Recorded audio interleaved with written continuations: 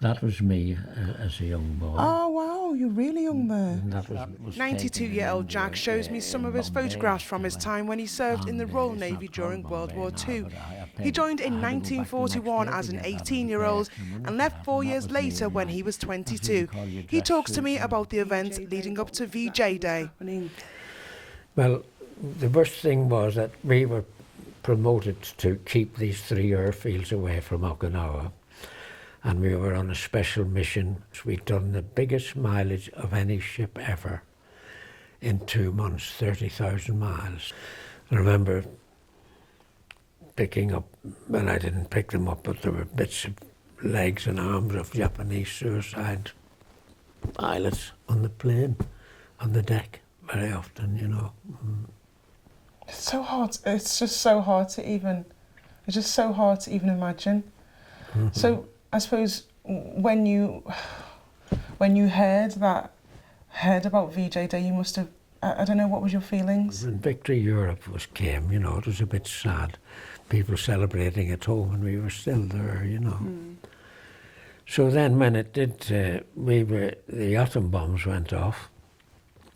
And the skipper told us, Captain Eccles, about this atom bomb and what it had done.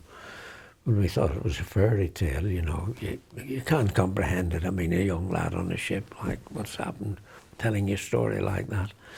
Anyway, apparently it was a good thing, because we don't know what would have happened to us if the atom bombs hadn't been dropped, you see. And that was how we felt. Then, when that happened, it was a while before we decided what to do, the Navy, and we were going into Hong Kong for the capitulation of Hong Kong. The Japanese were to sign up then, and as we were going in, there were suicide boats coming out. So we had to take off into action stations again, turn into the wind, take flight off, and attacked these boats, and they sunk the boats. And then we were at sea another day or two before we actually did get into Hong Kong for the signing of the capitulation. I think there's a photograph somewhere of the capitulation, isn't there?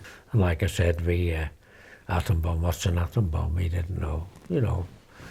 We thought, well, how could one bomb do all that? You know, we didn't know what an atom bomb was, ignorant. Well, nobody knew. Nobody in the world did. The Americans had secretly done it, you know. And we think, most of us that were out there think that the atom bomb saved our lives, because we would have had to carry on against the Japanese, and God knows how ferocious the Japanese were. They wouldn't have given in readily, would they, without the atom bomb. The atom bomb is what made them capitulate, really. And so when you finally got into Hong Kong, how soon after that did you manage to head home? We didn't get home until December, because we were going around picking prisoners up, and we ditched all our planes to make room, and we had to go to different places, different islands, and pick prisoners up, and eventually Sydney. And the prisoners that we picked up from different Japanese camps, brought them home, you know, and a lot of them died on the way home, you know, but that was why it took so long before we could get home, you know.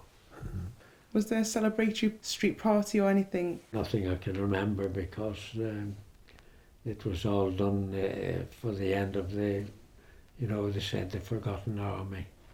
It was all done at the end of Victory Europe Day. So when we come home, it was very little, really. Not a big lot of celebration, and so we still have our own service at the 15th of August each year, you know, which is what's going to happen now. There's only 2 Burma Star mines left, but it'll still carry on in some form or other, I'm sure, yeah. Well, Jack, thank you very much for taking the time to talk to us. It's a real honour to speak to you, and I mean that from the bottom of the heart, because frankly, I know for a fact I certainly wouldn't be sitting here if you hadn't done service. For sure, it's true. So thank you so much. I do really appreciate it. Thank you. Thank you for coming.